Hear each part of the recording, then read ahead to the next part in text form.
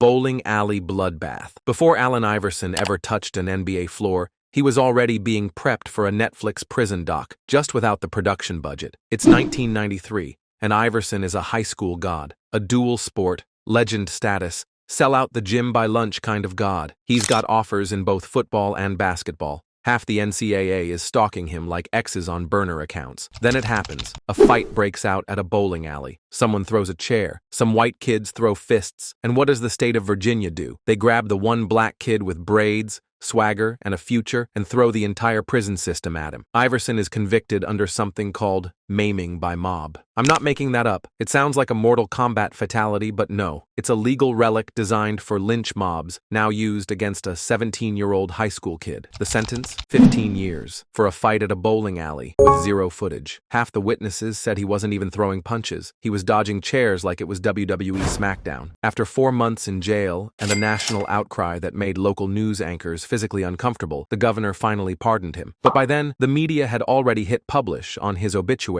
The headlines read, AI, from future star to convicted thug. Just like that, he became a villain before he even got a jersey. His senior year, gone. College scholarships, vanished. America's empathy? Who? Never heard of her. But Allen didn't fold. He went to Georgetown, balled like a demon-possessed point god, and entered the NBA draft as the #1 overall pick. They wanted him behind bars. He gave them buckets instead. Crossed MJ, still hated. Imagine you're 21, a rookie with cornrows, tattoos, and enough swagger to power a city. You just signed a shoe deal and walk like you've never doubted yourself a day in your life. Michael Jeffrey Jordan. Most players would fold, maybe fake an injury, maybe ask for a selfie. But Allen Iverson? He saw MJ and thought, I'm gonna cook this man like he owes me rent. One snatchback, one stutter step, and Jordan was left sliding like he forgot how knees work. It should have been legendary. A career-launching poster moment. Instant immortality. Instead, the media treated it like a hate crime against the holy church of Jordan. Disrespectful. Too flashy. Embarrassing to the game. Really? The same league that loved highlight reels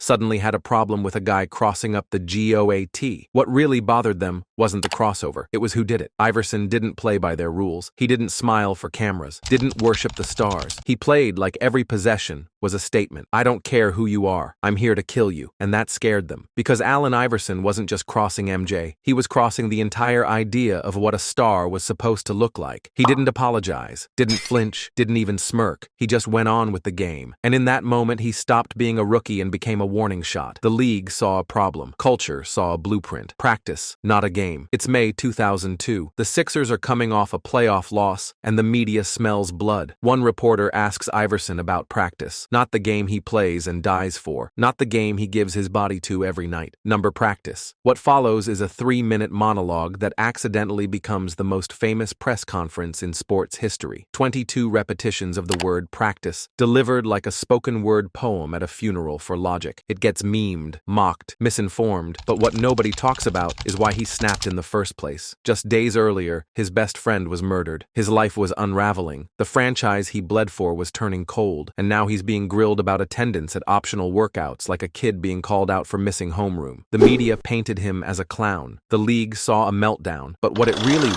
was grief. Unfiltered, messy, human, and instead of empathy, he got punchlines. But Iverson didn't fall off. He came back the next season and still cooked, still led, still balled like every dribble was revenge. They turned his pain into a meme. He turned it back into points. The league couldn't kill him. He just refused to die. Dress code crackdown. In 2005, David Stern looked at Allen Iverson and saw everything the NBA was afraid of. Tattoos, chains, cornrows, attitude, and culture that couldn't be trademarked. So they hit him with the most passive-aggressive power move in league history, a dress code. A rule that said no baggy jeans, no oversized tees, no do-rags, no visible jewelry, and absolutely no fun. Basically, don't look like Allen Iverson. It was never about professionalism. It was about erasure. The league wanted suits, ties, and country club aesthetics. AI gave them Def Jam album cover energy, and they hated that. Iverson didn't just look different. He was different. He represented every kid who couldn't afford a tailor but still walked with royalty. And instead of embracing it, the league tried to delete it. But Iverson didn't fold. He showed up in black suits like he was attending the funeral of the league's fake respectability politics. He played the game in dress code but never bent the knee. And funny how years later, the same tunnel that once required khakis and collars turned into a runway for sneaker deals and high fashion. They tried to erase Iverson's style.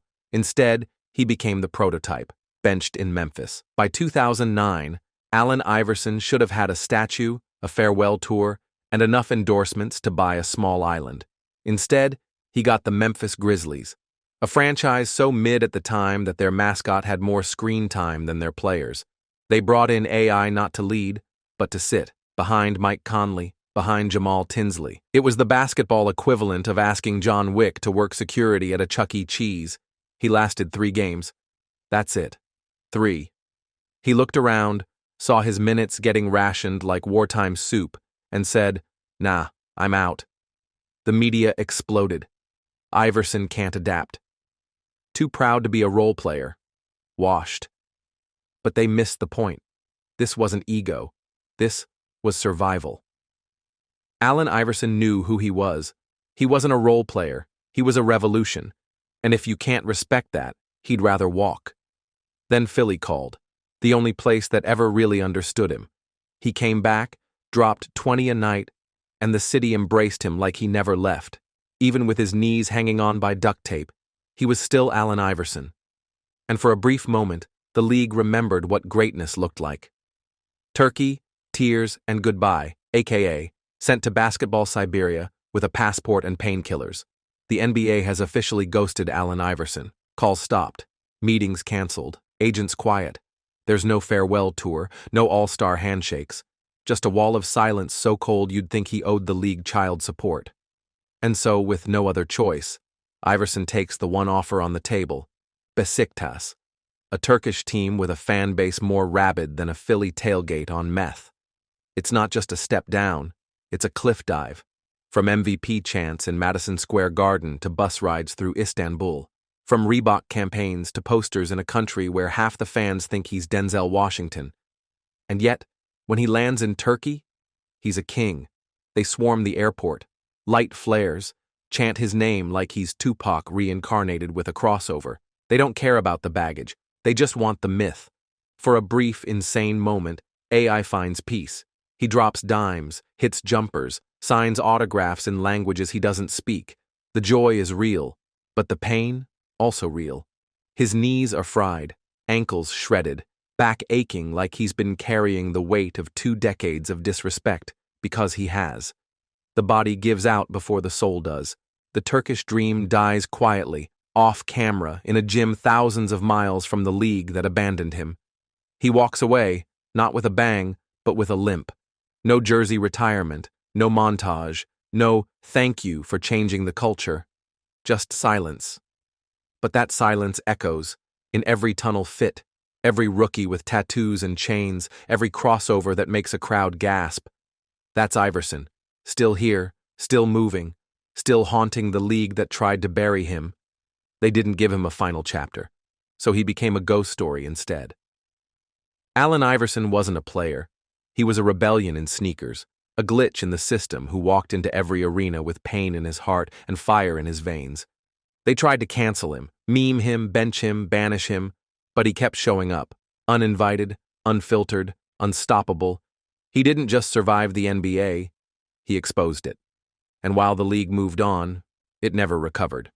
Because Allen Iverson didn't fade away. He turned into a legacy that still haunts the paint.